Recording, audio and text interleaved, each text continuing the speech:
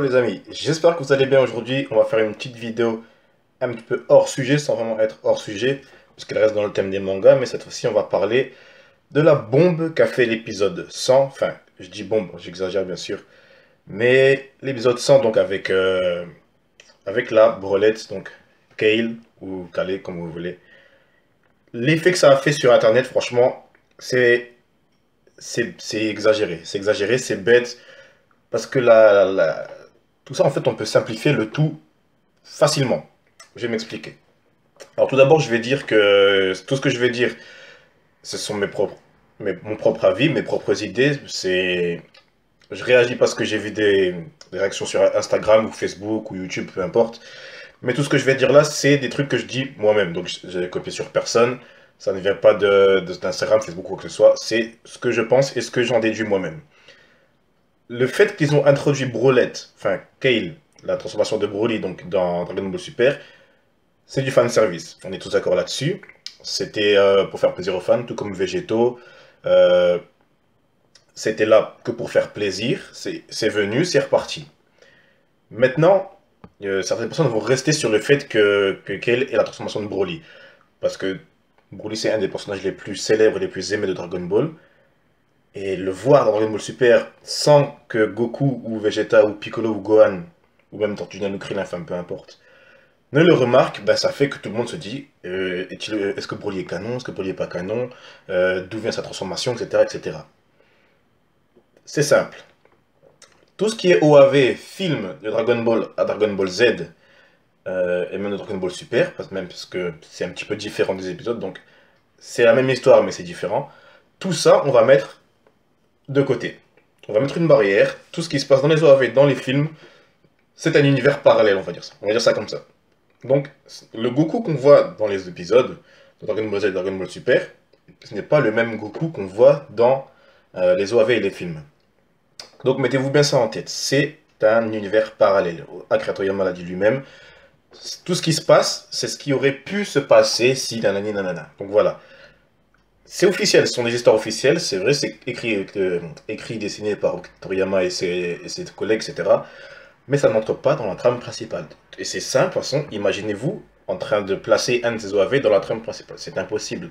Dans ma review de l'épisode 100, j'avais dit que c'était pas possible que Broly soit canon. Parce que si ça avait été le cas, ça aurait fait que Hildegarde soit canon, Janemba soit canon, Hachiyak soit canon, et tout ça, tous ces ennemis qui sont battus ne peuvent pas rentrer parce que ils étaient déjà occupés à ce moment-là. Je vais prendre, je vais prendre un exemple simple. Prenez le film La Revanche de Kula. La Revanche de Kula, hein, vous voyez. Si ça pouvait être dans les épisodes, ça voudrait dire que, un, euh, ils auraient affronté Kula en sachant que les cyborgs sont censés arriver dans quelques années, parce que ce qui se passe là, c'est juste après l'arc Namek. Donc Trunks est censé être déjà arrivé. Vegeta est censé être sur Terre, ou en train de s'entraîner, ou que sais-je. Et Gohan n'est certainement pas parti camper avec Aoulong et il y a qui d'autre en fait? Avec Aoulong et Krillin, voilà, Aoulong et Krillin. Parce que là, dans le film La Revanche de Kula, ils sont en train de se la couler douce. C'est comme s'ils étaient en vacances. Il n'y a pas de danger imminent, il n'y a pas d'ennemi qui va arriver. Il y a pas de stress, il n'y a pas de... Trunks n'est pas arrivé. Il n'y a pas eu de Trunks. Voilà. Par contre, si... c'était lequel que j'allais dire? Le combat fratricide avec Thalès, d'ailleurs qui est un faux nom. Même chose. C'est pas possible que Goku maîtrise le Genki Dama à ce moment-là, alors qu'il est censé l'avoir maîtrisé entre son entraînement avec Kaio et l'arrivée de Vegeta et Nappa. Donc imaginez-vous que le temps que Goku fasse le chemin donc, du palais de Dieu jusqu'au désert, là où Vegeta et Nappa et les Saiyamen, Thalès se pointe. C'est impossible. C'est totalement impossible. Donc tout ce qui se passe là-dedans, ce sont donc des univers parallèles. Et c'est la même chose avec Broly. Broly appartient à, bien sûr, à la race des Saiyans. Ça ne veut pas dire pour autant que Kale soit sa cousine ou soit sa copie ou quoi.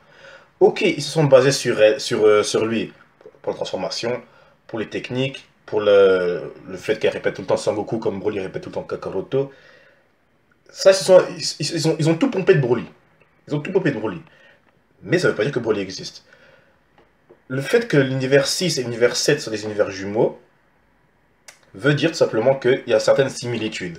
Là, certaines personnes vont dire, si Kale est dans l'univers 6, ça veut dire qu'ils se sont basés sur Broly de l'univers 7. C'est vrai et non. Oui et non. Parce que Broly de l'univers 7, ok. Mais celui des OAV. Maintenant, il y a Brolette, donc Kale de l'univers 6, qui, qui est la base maintenant. C'est la base dans les épisodes. La base de cette transformation, c'est elle. Ça voudrait dire qu'en l'univers 7, une autre personne pourrait avoir cette transformation-là. Qu'on ne connaît pas encore. Ok? C'est simple, voilà. Faut pas chercher plus loin.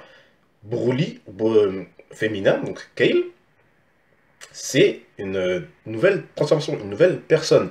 Il faut mettre de côté tout ce qu'on sait sur Broly et se baser uniquement sur elle. Cette personne est une nouvelle personne, cette transformation est une nouvelle transformation.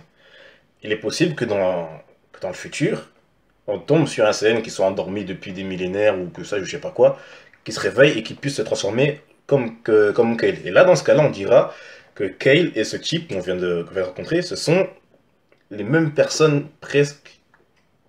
Donc, comment dire? Que ça fasse partie du même ensemble d'univers, donc le 6 et le 7. C'est possible, mais en même temps, ce n'est pas possible aussi. Tout simplement parce que dans l'univers 6, il n'y a pas de Goku, il n'y a pas de Vegeta. Et comme dans l'univers 7, il pourrait ne pas y avoir d'équivalent à Kale. Donc tout ça, en fait, c'est la manière d'expliquer, elle est compliquée, mais c'est simple. C'est simple parce que Broly à côté, Kale et Univers 7, un nouveau Super Saiyan, ce qui ne sortira peut-être jamais, mais c'est possible qu'il arrive. C'est possible que dans l'arc suivant ou dans l'arc prochain encore, t'as un nouveau personnage qui vient de je ne sais quelle planète de l'univers 7 et qui disent ouais, je suis un Super Saiyan légendaire, nanani, nanana. Et là, ils vont se dire ah putain, on dirait Kale de l'univers 6. Voilà. Là, ça serait peut-être possible. Mais il faut arrêter de mettre Broly dans cette histoire. Faut arrêter de mettre Broly dedans. Broly, ils ont pris Broly, ils ont pris une figurine de Broly, ils ont pioché quelques-uns de ses vêtements pour le design, ses cheveux, ses yeux, ses techniques, le fait qu'elle ne parle pas très très bien quand elle est transformée, parce qu'elle dit que 2-3 mots quand elle est en mode berserk là, et c'est tout. Son ki démesuré, son envie de détruire Goku qui se fait des trucs bidons, c'est tiré du Broly, mais pas de... C'est pas de notre monde, c'est pas de notre univers. Tout ça, c'est de côté. Voilà, tout ça, c'est de côté. Donc, faut pas commencer à exagérer la chose, etc. Basez-vous juste sur Kale égale un point d'interrogation dans l'univers 7. Voilà, Broly, c'est de côté. Voilà. C'est simple, mais je sais pas pourquoi il y en a plein qui pétaient des plombs en disant c'est pas possible, on n'est pas content, nanana, Broly n'est pas canon, Goku aurait dû dire ça, Vegeta aurait dû dire ça, nanani. Les gars, vous prenez la tête pour rien. Hein. Vous prenez la tête pour rien, franchement. Moi, j'ai vu ça. Ben, on a vu quelqu'un se transformer en Broly. Ok, c'était très court pour tout ce qu'on nous a vendu. Mais ok, c'est là. Maintenant, je pense pas qu'on va la revoir se transformer dans cet arc-ci. On la met de côté, ça y est, c'est fini. C'est fini, il faut pas se prendre la tête avec ça. Ah ouais, c'est... Vous cherchez à discuter sur des choses, mais... Ok, je veux pas dire on peut pas en parler, parce que je suis quand même en train d'en parler là. Mais faut pas en faire un débat, faut pas s'énerver, faut pas dire que l'autre il est con parce qu'il connaît rien et tout ça. Et c'est du Dragon Ball, hein. C'est un manga, on a tous vu la même chose, on a tous regardé la même chose. Certains vont apprécier plus que d'autres, d'autres vont détester même. Mais voilà, c'est là, on l'a eu, qu'on le veuille ou non, et on va commencer à se péter la gueule dessus, comme ça quoi. Enfin voilà, c'est tout ce que j'avais à dire dessus, donc vous mettre les choses au clair, qu'il n'y ait pas de malentendu, comme ça vous savez un petit peu moi ce que je pense de tout ça. Voilà, c'est tout ce que j'avais à dire là-dessus. On se retrouve la semaine prochaine pour parler de l'épisode 101 de Dragon Ball Super, voir un petit peu la suite du tournoi, pour l'instant qui est pas très spectaculaire, mais qui est bien quand même. Donc on verra à ce moment-là. Allez, je vous laisse là-dessus les gars, ciao ciao, et si vous avez des questions ou bien des choses à dire dans les commentaires, comme d'habitude. Allez, salut.